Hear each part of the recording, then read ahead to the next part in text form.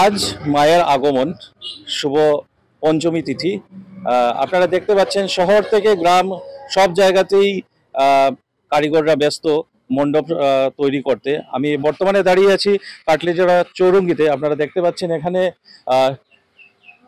এটা একটি কাল্পনিক মণ্ডপ তৈরি করা হয়েছে। এখানে ভেতরে চলছে মূর্তির কাজ। এখানে দেখতে পাচ্ছেন ঢাকির দল, সুদূর কলকাতা থেকে ঢাকির দলকে এখানে আনা হয়েছে এবং আমার সাথে এখানে কমিটির যারা সদস্য রয়েছেন তারা আছেন। তো এখন তাদের কাছ থেকে জানবো এই পূজার বিশেষ কি কি রয়েছে।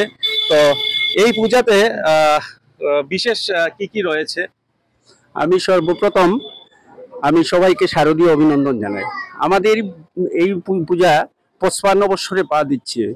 আমরা এই বছর বিশেষভাবে মুখ্য আকর্ষণ হচ্ছে আমরা সুদূর কলিকাতা হইতে মহিলা ডাকি দল আমরা নিয়ে এসেছি এবং ওরা এসে গেছেন এবং আজকে থেকেই আজকে পঞ্চমী, আজকে আমাদের এই মণ্ডপটি উদ্বোধন করবেন এবং আজকে থেকেই ওরা এই ডাকি দল শুরু হবে বাজনা এবং দশমী অবধি ওরা থাকবেন।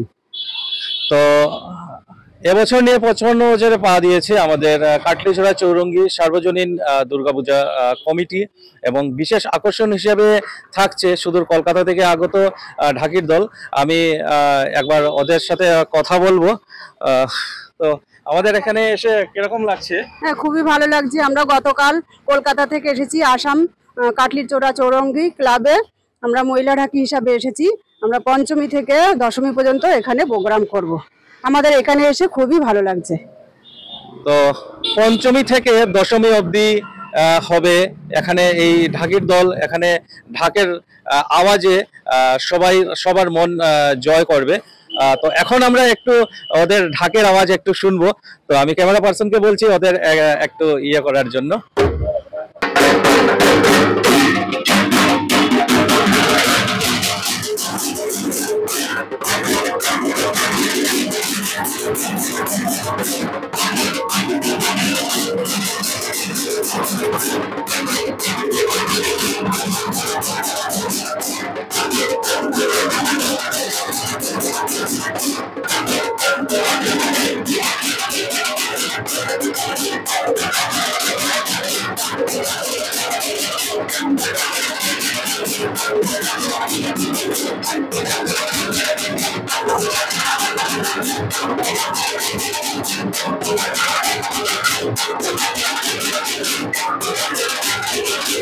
এতক্ষণ আপনারা কলকাতা থেকে আগত ঢাকির দলের বাজনা শুনলেন এবং সেটা আজকে থেকে দশমী অবধি প্রত্যেক দিন আপনারা শুনতে পাবেন।